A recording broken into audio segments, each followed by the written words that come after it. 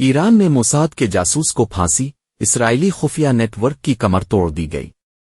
ملک کے اندر اسرائیل کے لیے جاسوسی کرنے والے اہم نیٹ ورک کو توڑنے کے سنسنی خیز انکشافات سامنے آ گئے۔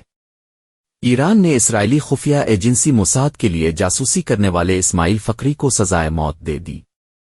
عدلیہ کے مطابق یہ پھانسی ملک کے اندر سرگرم اسرائیلی انٹیلیجنس نیٹ ورک پر کاری ضرب ہے۔ عدالتی میڈیا سینٹر کی جانب سے جاری بیان کے مطابق اسماعیل فقری کو دسمبر 2023 میں ایرانی انٹیلیجنس اداروں کی ایک پیچیدہ اور خفیہ کارروائی کے دوران گرفتار کیا گیا تھا۔ گرفتاری کے وقت وہ موساد کے ایجنٹوں سے مسلسل رابطے میں تھا اور حساس قومی رازوں کو رقم کے عوض منتقل کرنے کی کوشش کر رہا تھا۔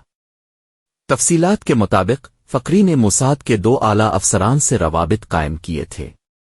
ایک افسر کی منظوری کے بعد اسے امیر نامی دوسرے موساد افسر کے حوالے کیا گیا، جس نے اسے خفیہ معلومات کے تبادلے کے لیے ایک نیا انکرپٹڈ پلیٹ فارم بنانے کی ہدایت دی۔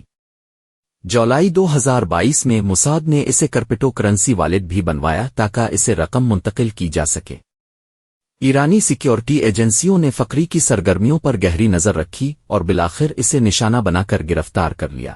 اس کے موبائل فون اور دیگر ڈیجیٹل آلات کی فارنزک جانچ میں اسرائیلی انٹیلیجنس کی طرف سے دی گئی ہدایات اور معلومات اکٹھی کرنے کے احکامات برآمد ہوئے۔ عدالت نے نہ صرف دستاویزی شواہد، الیکٹرانک پیغامات اور موساد سے ملنے والی رقوم کا سراغ لگایا، بلکہ فقری کے اعتراف جرم اور گواہوں کی شہادتوں پر بھی فیصلہ سنایا۔